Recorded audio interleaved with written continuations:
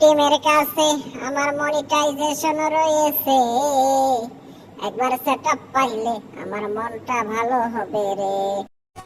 Facebook টিমের কাছে আমার মনিটাইজেশন রয়েছে। একবার সেটআপ পাইলে আমার মনটা ভালো হবে রে।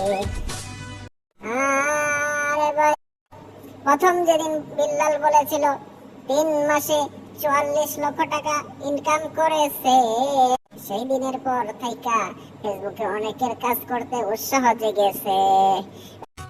ফেসবুক টিমের কাছে আমার মনিটাইজেশন রয়েছে।